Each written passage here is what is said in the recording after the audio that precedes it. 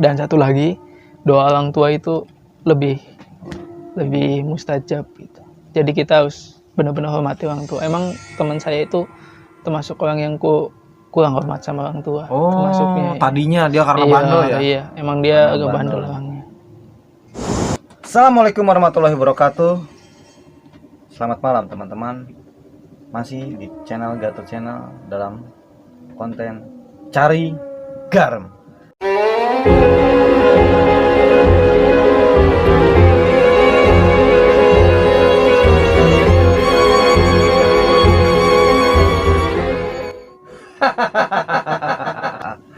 Oke, sekarang saya kedatangan narasumber. Dengan siapa, Pak? Saya Mas Bedi. Mas Bedi. Iya. Mas Bedi dari Jawa Tengah. Dari Jawa Tengah. Iya. Mas Bedi dari Jawa Tengah. Mudah-mudahan dia bawa cerita yang seram nih. Pasti harus cerita seram. Oke, dia sudah akan bercerita tentang cerita seram. Kita lanjut. Silakan Pak, Mas.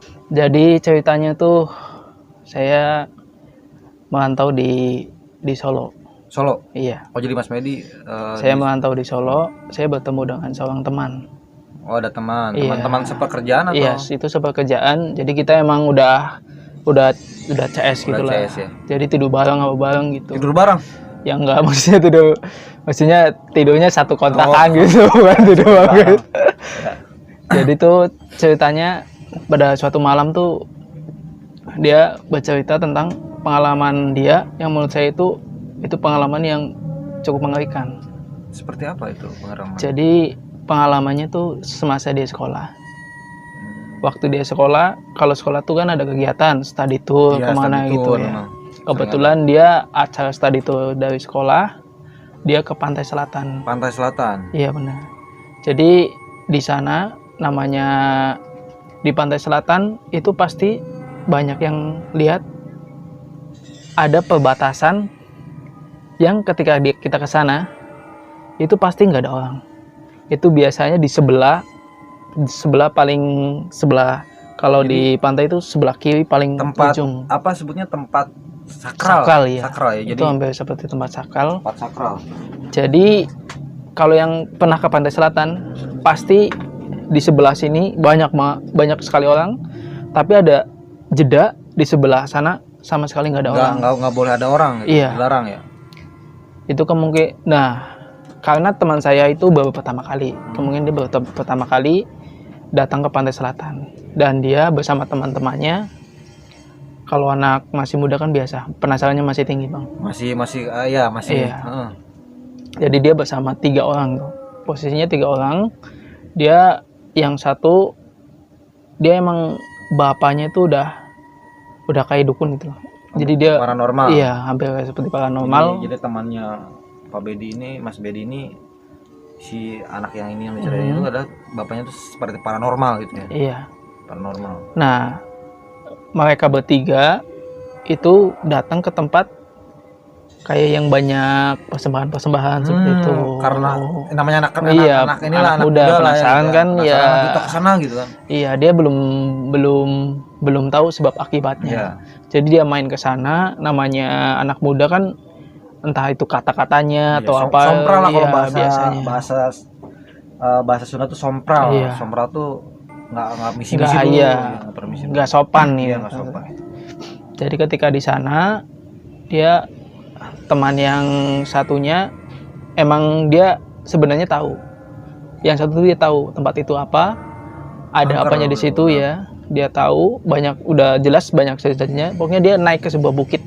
Di situ ada bukit seperti iya, tapi ada banyak kayak sesajen kayak gitu. Iya.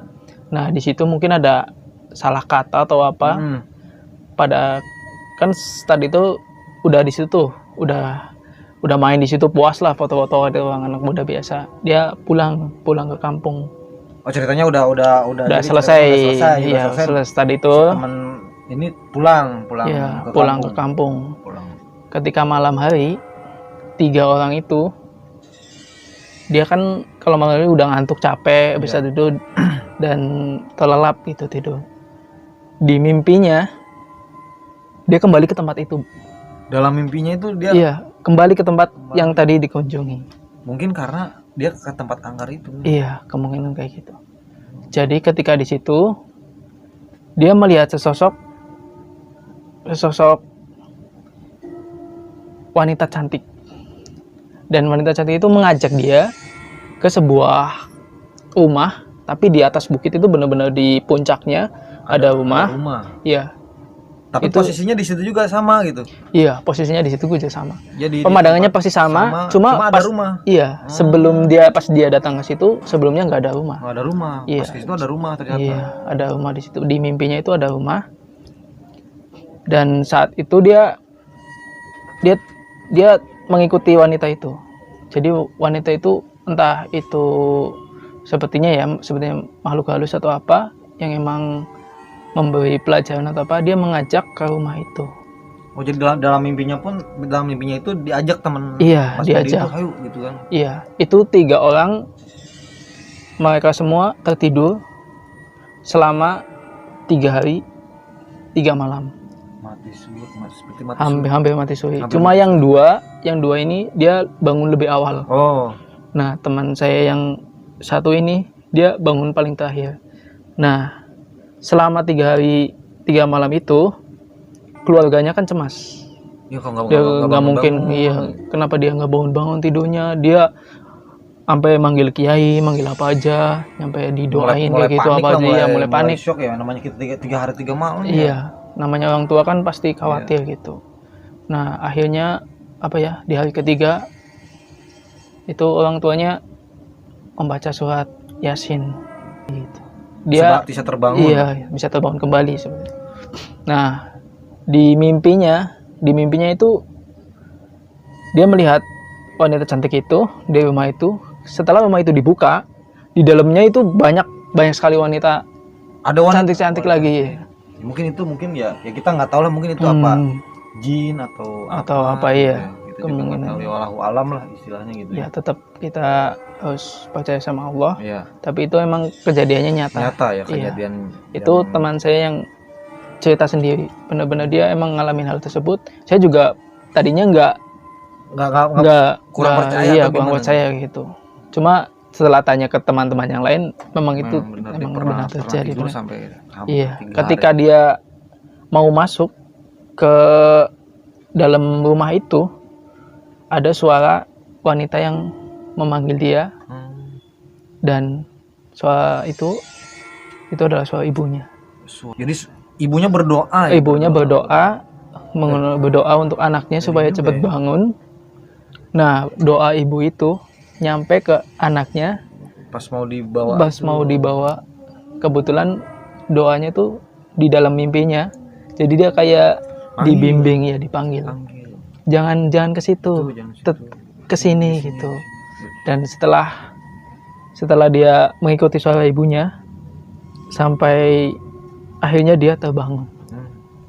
Jadi ceritanya tuh kalau emang dia ngikutin wanita itu ke rumah itu, masuk ke dalam, dia nggak bakalan bangun. Dia nggak tahu apa yang terjadi. Jadi, itu mungkin cerita yang menurut saya itu ada hikmah di cerita itu. Ya. Jadi kita kalau misalnya ke tempat-tempat yang seperti itu memang udah kelihatan angker, udah kelihatan nggak beres nih, kita jangan sembrono lah, kita misalnya misi-misi, saya numpang ini itu kan harus ada istilahnya harus ada bahasa lah ya.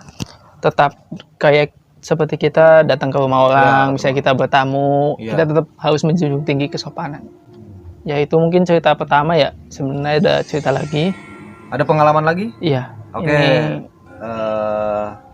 Pengalaman kedua kita di season berikutnya. Saksikan terus channel Gatel di Cari Garam. Cerita Gatel Serem. Salam Gatel. Garukin dong. Assalamualaikum.